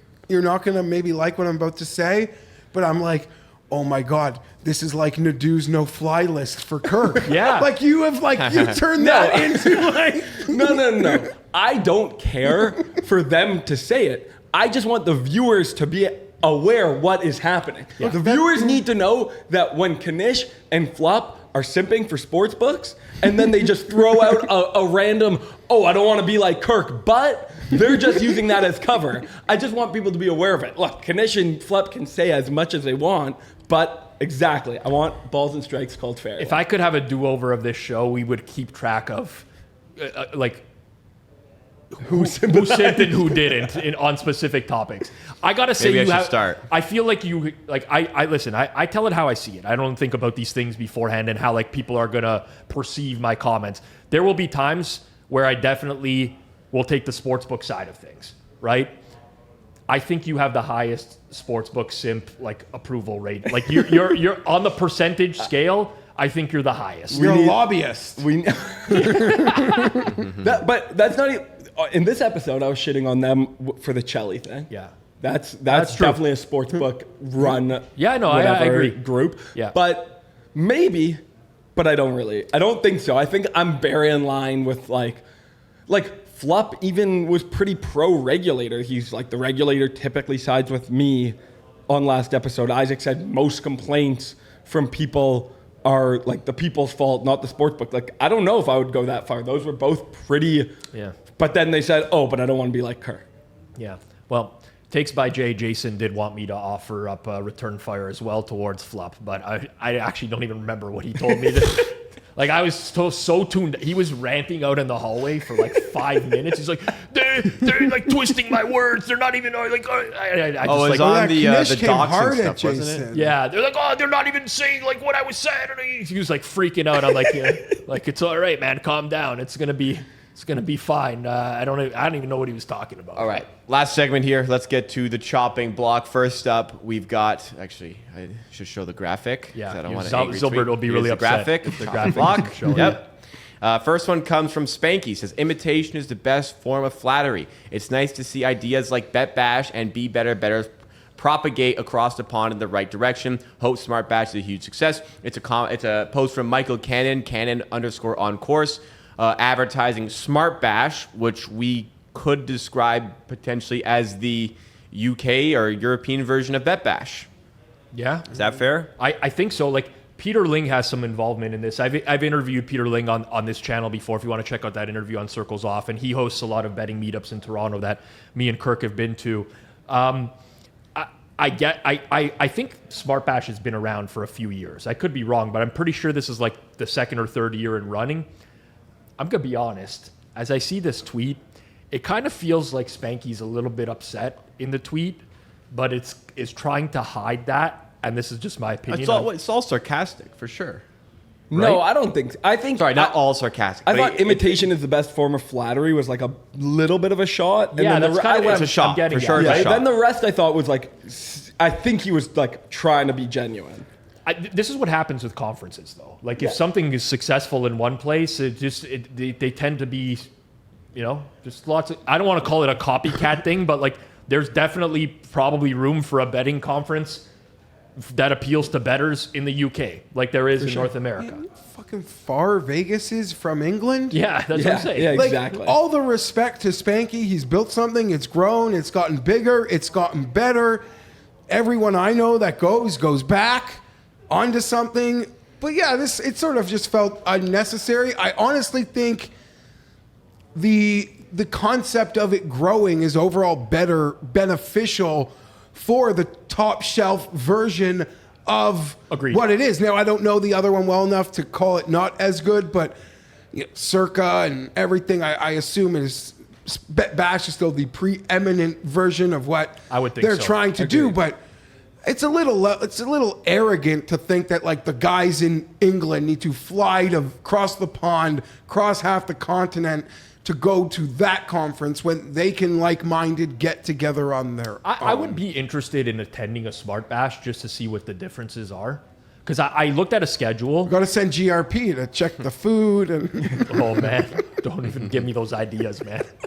No, he won't go there. We tried to get him to come out to Toronto. He shot that down right away. no, he just Well, maybe now he he knows didn't about the shoot woman it in the down. area. He's just like promises. He wants promises kept first, and then we can negotiate Yeah. part two. Well, Fair enough. The next one comes from Spinfluencer, a very poorly done tweet. I think we'd all agree. He basically used a former Taylor Mathis tweet as a copy pasta and just repeated word for word. Even the sickness that we have and how often we're online did not get this. So I can't see how more than 1% of people would understand it. But Spinflinter, this is I'm directly reading this, by the way, says, I honestly have never been in such a dark place in my life, and I honestly want to kill myself. I've made no money off of this, and the false information out there is disgusting. I don't know how people do this to people. So again, direct quote from Taylor Mathis. This was during the crypto scandal. The issue was, and I don't know what it was like for his DMs, but a lot of people in the group chats I'm in were all very concerned. Like, is he okay? And he, if I'm not mistaken, he actually took his account down briefly after this. So there was no way to actually reach out to him. So there was a very large amount of concern for his well-being. And this is just in such poor taste. He's apologized for it, but this is horrible. What did you think, Rob? Yeah, this is tough because I do like Spinfluencer and what he's done for the space generally. I think holding people accountable in the space is a great thing. And in the same light, we should hold him accountable for this like fucking horrible tweet. I was out. I received several messages all at once from people who are like, took screenshots of this tweet and said, hey, can you check in? I did send him a text message as well at the same time. Tried to track down his phone number to do so. So for me, put me in like a pretty shitty spot. Not getting a response from him for hours was like, did this guy do something? It wasn't until I was informed that this was like a copy paste of a tweet that I was like, fuck, that's pretty shitty. So yeah, from my perspective, I obviously don't like it. I don't even know what the joke is. Like, I don't understand this at all. So yeah, for me, I think it was done in poor taste. I don't like to judge people on like their worst mistakes or whatever. I do think he's done a lot of good for the space. And he did apologize ultimately for this afterwards. But yeah, I think it's, I don't know how I can state this any better than I have already. I think it's done in extremely poor taste and there's no room for it really. Yeah, I agree with you. I like Spin. This is like the ultimate touch grass moment. Yeah. That he thought that that this would translate. Like, what a fucking idiot. Yeah. Like, it's like he's in the top 0.0000001% of like gambling Twitter drama, and like he just couldn't realize that like other people wouldn't recognize even we didn't get it. That's what I'm saying. Even we didn't get it. We were fully engulfed in Mathis Gate, whatever you want to call it, like fully in, and this did not resonate with me at all, even to the point for all the stuff, the crypto, the whatever, the like I don't care about no record or lines. This was what, like not even close, definitive gap, the worst thing that Taylor did. I was most upset about this the day after our first CryptoGate show.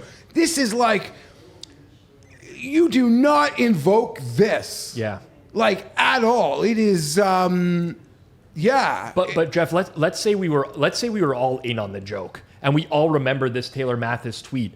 I still don't know what this Spinfluencer tweet is accomplishing. Like it wouldn't be just like a bad joke, but I would have been like, oh, that's a Taylor Mathis tweet. If somehow everyone on gambling Twitter knew that. But like kind of like they tweet like the Aisha Curry tweet, you know? Yeah. Well, I mean, listen, like the reality is like, I think that's what he was going for. Like let's say if Elf tweeted this or something like that, I would berate them till the end of time. Like and I think he deserves it for that. I think this is one of the worst tweets I've ever seen. This is if we do an award show, like the worst bit of the year. Very bad. The biggest swing. There will be an award show. The worst bit of like this could be in a category with T-Bone showing his Rolex moments after flipping a car into a river. Yeah. That might be best bet though. That's going to be. Sorry, I don't know. That's going to be in best. By the way, I don't even know how to differentiate the categories. Someone smarter than me is going to work on that. Me. This was the worst. You said smarter than him, Jacob. This was the worst bit. I didn't like it. I reached out also. He quickly let me know. I couldn't reach out because he deactivated his account. Yeah. So I'm messaging people like, do you have this guy's phone number? Well, I just DM like, yo, bro, like just. Yeah, because he must have reactivated his account by the time you did that. But when I went to message him, I could not actually message him. There was no account to be found. Yeah. So that's when I thought it was really serious. Like that makes logical sense that this could be a serious thing. Anyways, I've said my piece. It upset me a lot. I don't even want to call it like main character syndrome to think that every one of your followers is so in tune with this. Like, it was a great moment of the year, her crypto situation. Oh, great. Gave us a lot to talk about. It's a very Gave us a lawsuit. That will threat be in as the well. great category. Yeah, that's First good, lawsuit good threat content. towards It's the ChellGod best in that content episode. that'll be. like it was near the beginning of us doing the show. It was like, oh my God, they're just feeding us something like this Yeah. to talk about. Yeah. Yeah. Well, That was Well, upsetting. speaking of poorly timed tweets and poorly worded tweets from accounts you wouldn't expect to see it from, we had Ingram Alerts, who posted a photo of Chloe Kitts at the NBA draft. Chloe Kitts is a NCAA basketball player for South Carolina. Her boyfriend is Colin Murray Boyles, who just got selected 9th overall by the Toronto Raptors in the NBA draft. Here's a photo of her at the draft wearing the Raptors draft hat. Polymarket responded, Polymarket Football says, POV, you're a light-skinned QB looking for a wife. And Mr. Peanut Butter said, this is an insane thing for an official Polymarket Twitter account to be firing off. Amber Gamberly did hashtag circle back to get this to us as well. If you ever see any posts you want highlighted or we want to see in the show, always reply with hashtag circle back. We check those every single week. But on this one here, I mean, I was a little bit confused as to exactly like what the joke was by Polymarket even. But like for an official account, this is a horrible look. yeah, first of all, I'm never firing off this tweet in a million years. I don't think like official accounts for brands that want to be known as reputable should be firing off these tweets. However, we do live in a day and age where people are searching for views and clicks at all costs. Definitely not the way I would run a brand. I just thought of this. I hadn't thought about it when I had looked at it. This reminds me of when the BetStamp account was run by whoever was run by, and he would just be in replies, absolutely roasting people. It's just not really the place for official accounts. And I agree, this is a very Maybe with a burner. If Jacob was around at that, Jacob might have still been with BetStamp at that Oh, time. I was. Yeah. That was a weird time. We had internal discussions. We with him. literally could not get that guy to stop. Like he had to be let go. He just refused to stop getting into. He was sat down so many times to have the same conversation. And then at some point you're just like, no, you're no longer the person that can run this account. He's like, fine, fuck, I'm not going to run the account. Okay. It's not so much that it's like their main account. There's a lot of like operations that have a main account that are like nothing burgers. Polymarket is growing very quickly. Yeah. It is become a very like reliable place for us to get leans on markets. It proved its worth in politics the last year, and when Polymarket moved on like a vice president thing, like that was it. Like that was enough for people to act. And they've gotten a lot of like credit in a lot of like mainstream areas of the internet that I'm surprised they still want to, like, it almost seems like they're bigger than this. Yeah. But at the same time, maybe you're never too big to just want the like engagement farm. engagement of anything. They still might be in like, no, we're not big enough to give up crazy engagement. I think you have to put yourself into the position of like the person who's in this role, right? It's like a random social media manager. Maybe even No, but like there's a directive. Oh, like, 100%. But you don't always like. Agreed. Yeah. You're chasing views, and someone is probably sat down with it. I would assume someone had a conversation and be like, "Hey, like this is over the line. We don't do stuff like that." But it's gonna happen. Like no offense to people running social media. I don't mean it like this, but like you companies will hire like a junior social media manager for a very small amount of money, and it's like Get clicks. yeah. But also, it's like a very fine line as to, I'm not saying this is close to being good. Yeah. But it's also like, you got to walk a tightrope as to like what could be awesome. Yeah. Get you promoted. Yes. Get you written up. Get you like, go from being the assistant of an NHL team to them doing socials for an NFL team. Yeah. Like one viral, awesome thing.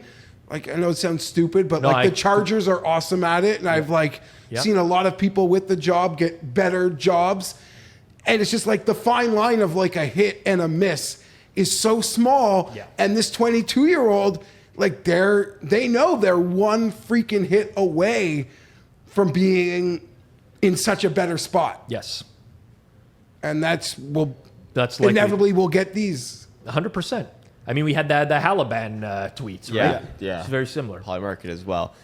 In lighter-hearted news, We have a really nice bobblehead coming out for the Yankees game on August 21st. It's George Costanza sleeping under his desk at work. This was posted by @nut_history, baseball history nut. Rob, you gonna make the trip to the Yankees game for this? I'm not, but I'm not gonna lie. I did consider it. I seriously did. I just have so much travel going on from the end of July till the end of Bet Bash, which I'm coming home on the 16th. I'm just not gonna do that. I love this idea. It's a pretty iconic moment in a TV show. George works for the Yankees, obviously.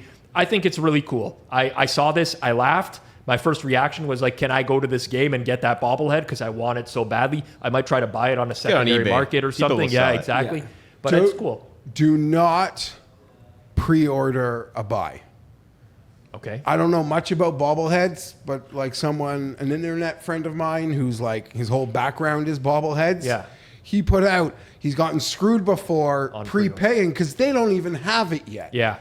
And then what happens is, Rob, the game happens at a date that is past your terms of service on eBay. So you don't even get a refund. You'd rather pay more money if you actually want it to know that the person was at the game and has it in their possession. I just want to get one of these for a studio. But I'm just saying, don't pre-order it because... you seem very passionate, so I will not No, pre-order it. I'm making sense. 100%. I'm not dismissing it.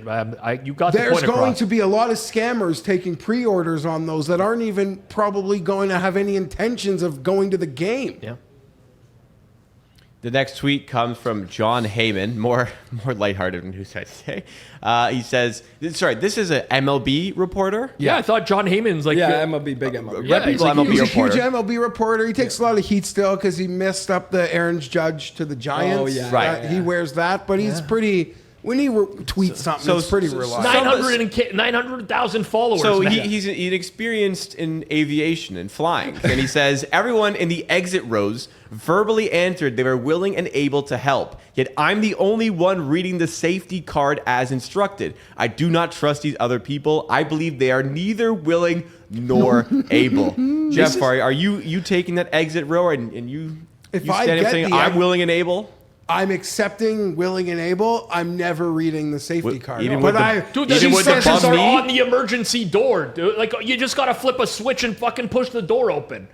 It's not rocket I'm science. just saying, I've never like also sat there judging the people. Never in my life in have I the sat row. there and be like, wow, if we have to exit, we're fucked with this guy who's He's in the joking. emergency. That's not serious. This has to be serious. He's Why would- serious. This I is think a he is serious serious. tweet. No, it isn't. Yes, this is Jacob. a complete This bit. has Like, to I be think it's a serious bit of a tweet. bit, but I think he does mean it. Yeah, I obviously think they're he- asking, are you willing and able? I'm not paying attention, saying, yeah, sure. I'm Like, wearing whatever. headphones, listening to music. Yeah. I'm trying to fall asleep. I'm like, yeah, I'm good. Like, if something happens, I'm going to get that door open. I'll tell you Yeah. that. Because it's not friggin' hard. You release a hatch and you kick the door open or push it open. Everyone knows that. I would hate to be in a position where like I actually was concerned about the person and I'd lean to my buddy like, listen, if something's going down, like you've got to like work your way there because he can't do it. Like I've never even considered it. Isn't it extra leg room? Isn't it a desired seat? You pay extra for it. Yeah. I got to, like, Usually, at least. this is, we're entering into maybe morbid territory here. But, right, like, if the plane goes down, right, there's not a lot of instances where you have to like immediately get that thing open, right? Either the plane is Either toast or you're not. yeah, or like you got some time and like someone, you know what I'm getting at? I hate flying, but I'm not afraid of it going down. Yeah, I just don't even hate think like about the it. closed quarters Yeah, and the same. lines I don't- and the smells and like bringing your lunch on the plane. It's a fucking 2-hour flight, man. That's what gets What me. the fuck? I don't bring my lunch on, but it doesn't bother me. Someone wants to go Oh, to fucking reeks. Carl's Jr. and pick up a cheeseburger and bring it on the plane with them. If it's like a long flight, Vegas. let's just. We're here together. Yeah. So they care about like where you sit on the plane. I remember I was getting ready for a flight. I checked in. I don't know what the job role is, but the people at the check-in desk, and I was in the exit row, and they said, "Are you willing and able to help in the event of an emergency?" I said yes. And I started walking away, and as we know, I'm knee brace gang, so I had a compression sleeve on my Oh, right really? knee because my knee swells up because of the swelling that has always Yeah, existed. planes are bad. The plane, the altitude makes it worse. This lady fucking chased me down the airport yelling after me. She's like, I see you have a knee brace. Are you sure you're able to help? I'm like, yeah, it's just for the swelling. I'll be okay. But they take that shit seriously. It's good they care. You could say it's their you could job say to it's care. discrimination. Yeah. Next tweet comes from Adam Burns. BetOnline Burns says, based on the action we took on the Jake Paul fight, no one cares about him anymore. Official, I took more on the NHL draft. And this was how I found out that Jake Paul had a fight recently. Same with me. Did anyone know Jake Paul had a fight? You I did? know, yeah. I thought one was coming up because I saw like the stuff, but I didn't know it was specifically Saturday. Who did he fight? Can you answer? A junior. Someone last name Junior? Chavez Jr. I don't know. Is that a guy that's still like? Has he no fought idea. a current fighter yet? The last No, Paul since- fight was He did once, that I he watched lost. as Tyson. That was the last one before this one. Yeah. I don't like care to like. Obviously, he's doing his thing, but at any point, is he going to fight like a top? He did. He fought 50? Tommy Fury and lost. Well, he's definitely not top 50. He was just like the only. I literally pro could not care. Like I do have zero fucks given now on Jake Paul fights. I do agree. It's like it gains steam, it loses steam, but like there have been a lot of fights already that Jake Paul has fought that you guys wouldn't know he fought. So like this is not the first time that it's happened. That like there's only juice when like it's Mike Tyson, like someone who's interesting against him, and it's definitely lost it since like he's fought enough now that like okay, he's actually like a very good boxer in like the world, and like it's pretty impressive that he's been able to get this good, but like he's never going to be anywhere close to world champion or anything like that. So it's Right. kind of like we know where he is, so it's not that interesting. But I will say like along his road, he's actually fought a lot of times where you would for sure have not known. I think the whole thing for me is like a lot of it just feels like a novelty type of thing. And if he wants to be like a respected fighter, I think he should fight respected fighters, right? Totally. Like so I just have there's like He it's can't that- have it both ways. Right, yeah. Of like wanting to be respected, of like a true, like truly fight game respect, but also never fighting. I don't even have to hear about the guy. I just need to see a proper fighting Mike ranking. Tyson would have been great like 40 years ago, Yeah. you know? But that's kind of what I'm saying. Of if he fights, you know, like the 25th ranked boxer at his weight class, next fight, like people will care again. And people will- And what would would be the more odds interested. on that? If like He'd just be a massive dog. Okay. Massive. Right. Last one we have for the chopping block comes from Mike Durso at mdurso84. Said, fun round yesterday at Beacon Hill with Hitman, call cuss service, and Rob requested some ammo to shame his swing. Hitman's not so great looking swing, but Hitman had other plans. He stuck it like a couple yards from the pin. And what did he say to you, Rob? He turned to the camera and said, "Suck my dick, Pizzola." And I'll Exact for words. For people watching, I'm going to insert the clip of Hitman's swing in the video right now. Oh, yeah. You should have filmed it. I think you did. Go in. Suck my dick, Pizzola. I will say his swing looks better than I remember it. I mean, these shorts though, like people are getting on me for what I wear. Like this is a golf course, a respected golf course. These look like shorts, and they're really tight too. Like what are these? I actually think he's in a lovely position. Like I'm looking at a freeze frame that Hitman will probably never it's- see. Yeah. But the freeze frame that I'm seeing, I think it's a lovely position as he's getting set to It's the fire motion. back. It's the motion of the club. It that is the feels, if you weirdest watch one. the swing at full speed, it feels very disjointed. It works for him. Swing and your at the end of the swing. day, I mean, his handicap is like 4 or 5 strokes lower than mine. So at the end of the day, he showed me who's boss. I will say, Mike Durso, when someone messages you and say, I want to get a swing of this guy on the golf course, right? Like to post to socials. It's very clear I want a swing of him like fucking topping the ball in the middle of the fairway. And don't Like, tell him. Yeah, like we don't say like, yeah, this swing's going to Pizzola or whatever. You just keep recording until the guy shanks one. Like, is that not obvious? Is that not? Did I need to make it more Yeah, clear but- what I was looking for here? Hitman's the person he'll have to like deal with face to face next time, not you. So if he's going to like piss off one of the parties, I think he's like looking out for himself in this as well. I get it. Great it's a shot. damn shame. he It's hit a that great shot. though. And listen, like I'm a big guy. If I was slender, I'd probably be wearing like short shorts too. You're wearing longer shorts because you're bigger? Yeah, like you don't want my ham hocks out like at the level his are out. Those are out quite like that's. I mean, it's kind of. And then I took some heat for the video you took of me. It was like 40 degrees. I didn't even like Celsius for those that don't know. So what? Yeah. That's the hottest I've ever golfed Yeah. in. No, I'm just. We're like late in the round. I was in like full dishevel mode. I was lucky to escape the day without a sunburn, other than like on I guess my shirt on my exposed fat part, like that's normally white, rode up a bit on me, and I got like a sliver on each of my arms. Yeah. Well. No, whatever. You are a pasty white Canadian. We had a as Fez nice would say. time. I'll plus EV analytics. We'll do a reciprocal. Yeah. Before we end, did you guys? I got sent a clip. Fezzik blocked me on Twitter. That's the only reason I No. don't see the stuff in real time. I didn't get it. Flup and Isaac were talking on the last show about the